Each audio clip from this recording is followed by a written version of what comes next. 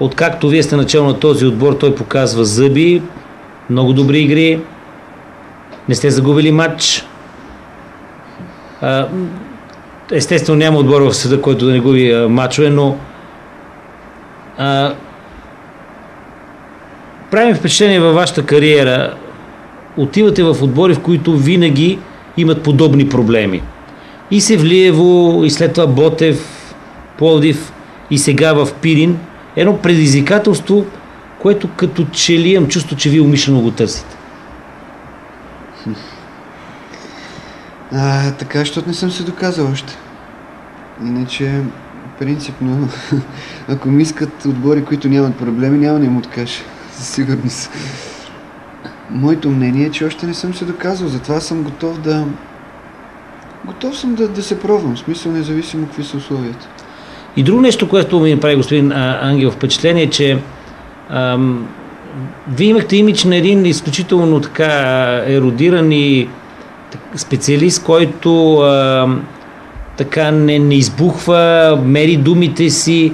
Може би, моето обяснение е, че вие бехте така и минате за ученик на Пламен Марков, който също трудно ще бъде забелязан, особено на скамейката да избухне по време на матч.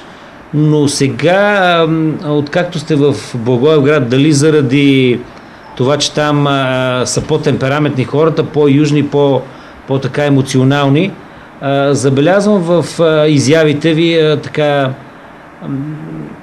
доста острота.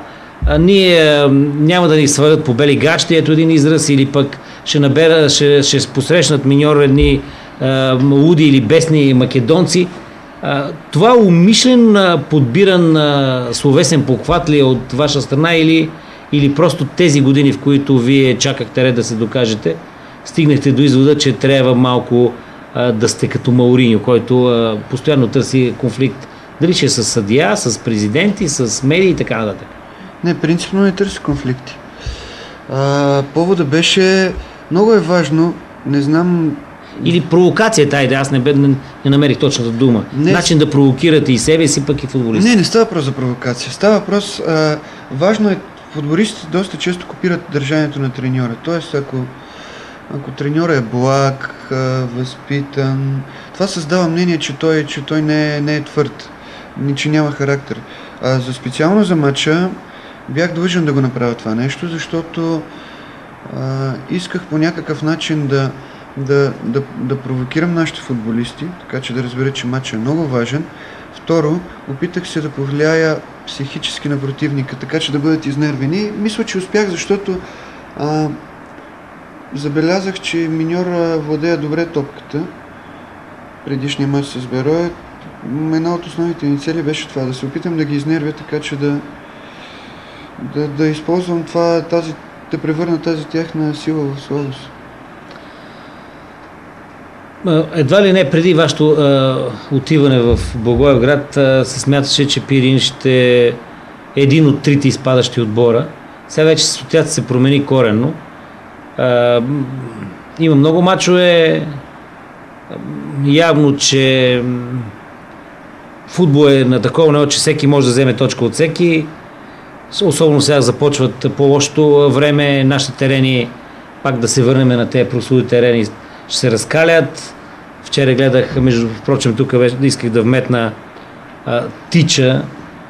Той не приличаше на терена за В групата, но не знам коя е тази лицензионна комисия, която му е дала лиценз на този стадион, но топката поскачаше все едно, че се играе в Оране. Мисълта ми е именно тази, че Пирин има своите шансове и заслужава да бъде в елита, тъй като почти няма отбор в елита, да не говоря и за втория ешелон, където в него да не играят играчи минали през този клуб. Вашето очакване за този отбор какви бяха и какви са, когато отидохте, и какви са сега, 3 кръга след като сте там в този отбор? Първо, аз не си правя илюзии, че вече сме в горната половина на таблицата, борбата продължава.